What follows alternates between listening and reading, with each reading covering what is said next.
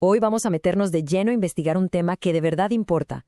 ¿Por qué la figura del maestro, que antes era tan pero tan respetada, hoy parece estar en crisis? Vamos a seguir las pistas para entender qué fue lo que pasó.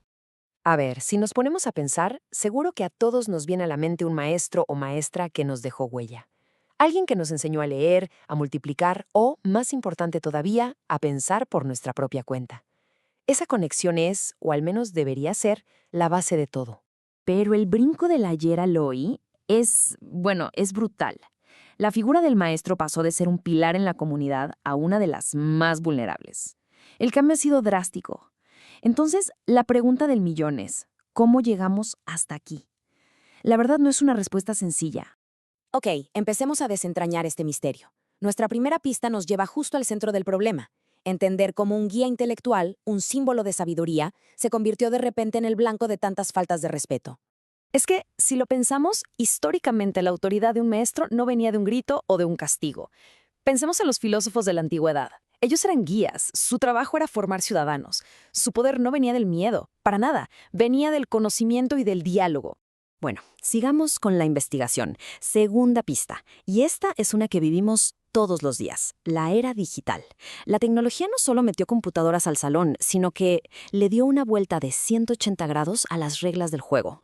Y aquí es donde la cosa se pone interesante. Hay un cambio de chip total. La educación empieza a funcionar con la lógica de un producto de consumo. Esto, por supuesto, transforma por completo la relación en el aula. La consecuencia de esta mentalidad es tremenda. Si el alumno es un cliente y el cliente siempre tiene la razón, ¿en qué se convierte el maestro?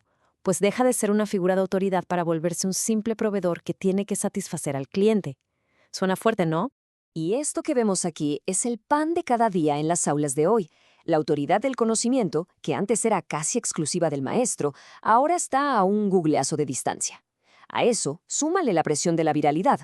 Un mal día, un error y ¡pum!, puede terminar expuesto ante millones. El juicio ya no es en la dirección, es público y es masivo. Pero la cosa no para ahí. Aquí viene otra pieza clave del rompecabezas, y es de las más duras.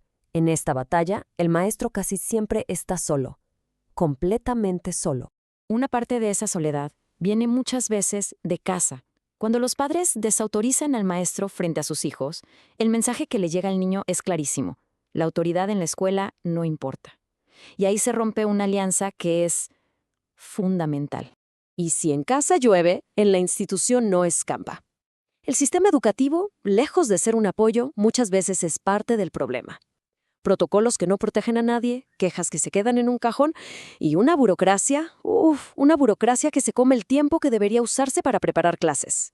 Entonces, aquí está el meollo del asunto. Sin el respaldo en casa y sin el apoyo de la propia institución, el maestro se queda completamente aislado. Está luchando una guerra en varios frentes y a menudo sin las herramientas para hacerlo.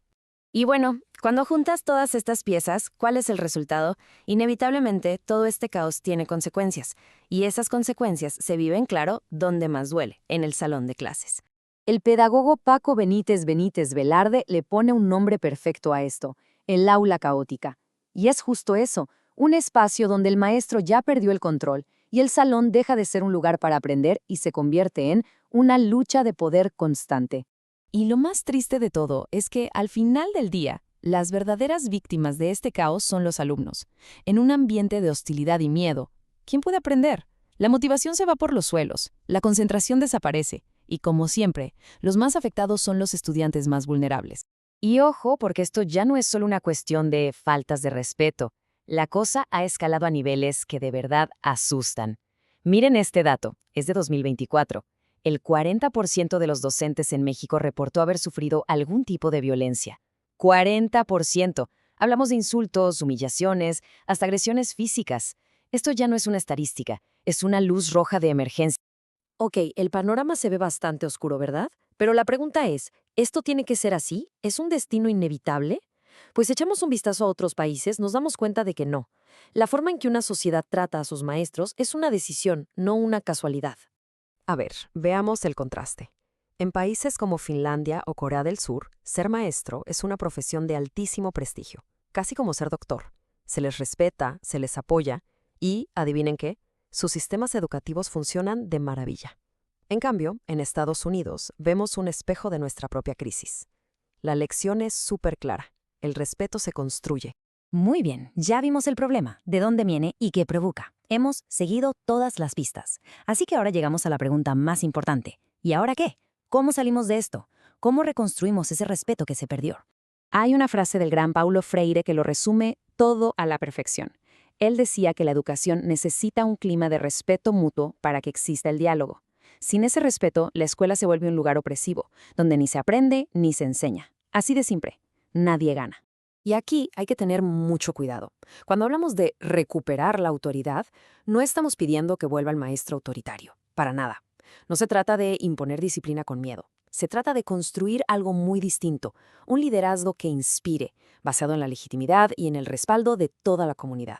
Entonces, para reconstruir ese respeto, no hay una solución mágica. Se necesita un plan con varias piezas.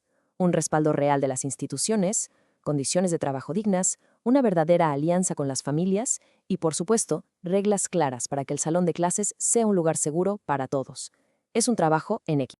Y cerramos nuestra investigación con esta última reflexión. De nada sirve hablar de grandes reformas educativas si las personas que están ahí, en la trinchera, los maestros, tienen que dedicar toda su energía a sobrevivir en un ambiente hostil, en lugar de hacer aquello para lo que tienen vocación: enseñar.